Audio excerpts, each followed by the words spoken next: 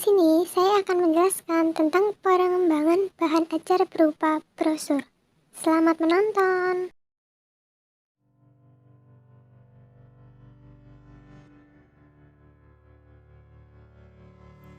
Bagian yang pertama ada tema. Di sini temanya adalah ciri-ciri makhluk hidup. Selanjutnya adalah identitas.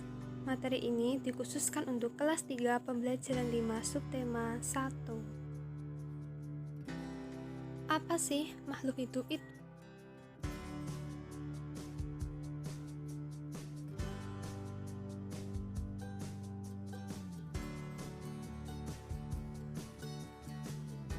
Lalu, apa saja ciri makhluk hidup pada umumnya?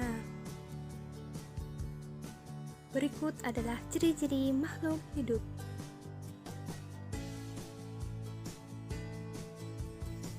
Yang pertama adalah makan dan minum. Setiap makhluk hidup itu memerlukan makan dan minum untuk beraktivitas. Karena makan dan minum adalah sumber tenaga.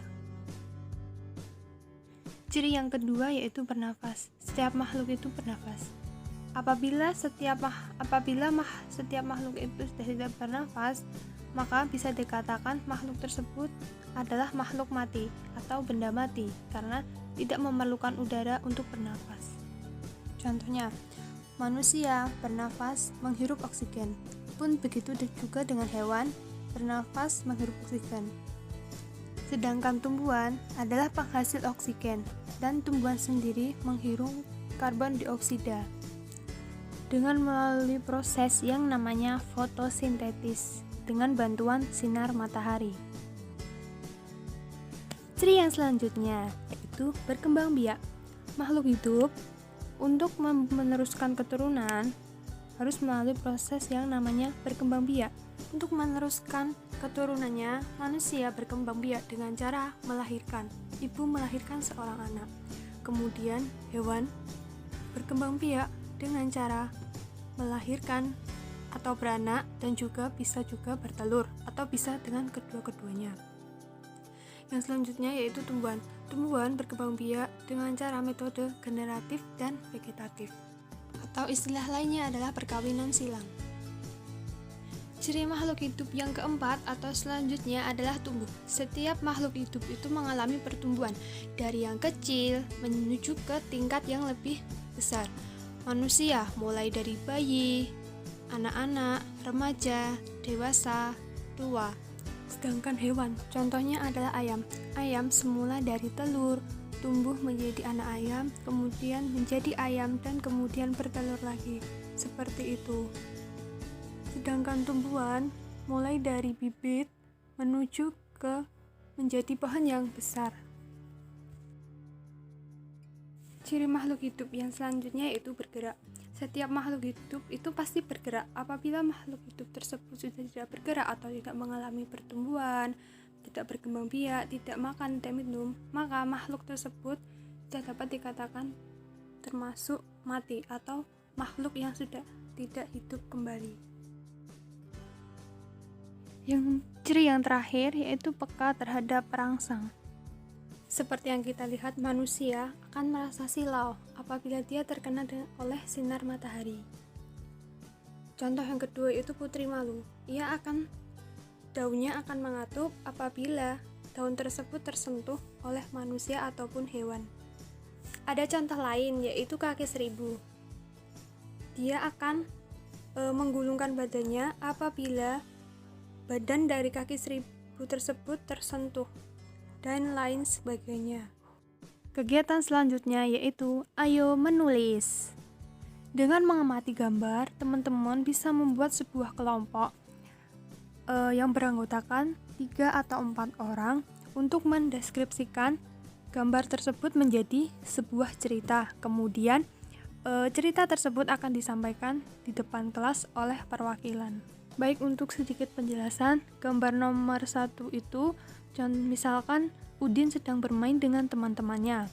Yang kedua, mencuci tangan. Dan yang ketiga, Udin makan bersama teman-temannya. Yang keempat, salah satu temannya ada yang sakit. Baik, silahkan mendeskripsikan gambar tersebut sesuai dengan cerita kelompok masing-masing dari kalian ya. Selamat mengerjakan. Kegiatan selanjutnya adalah berdiskusi. Dari gambar tersebut, apa yang dilakukan salah satu teman Udin sehingga ia bisa sakit?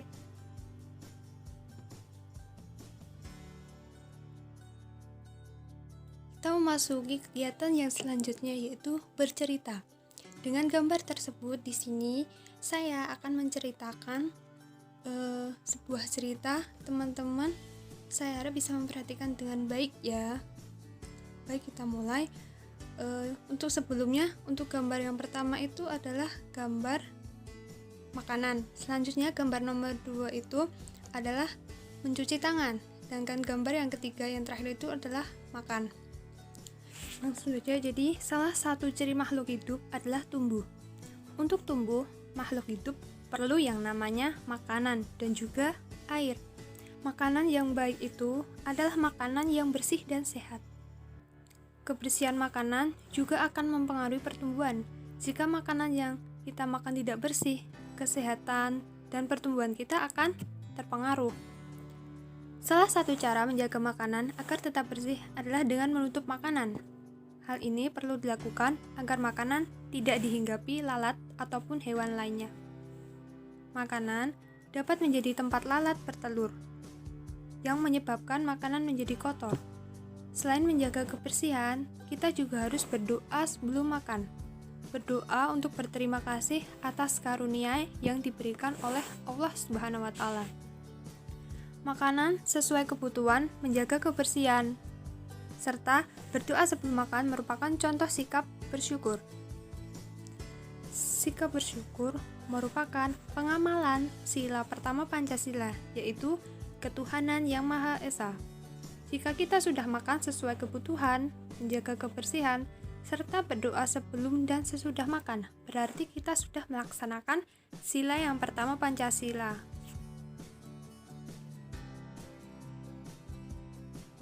Kegiatan yang terakhir yaitu berlatih.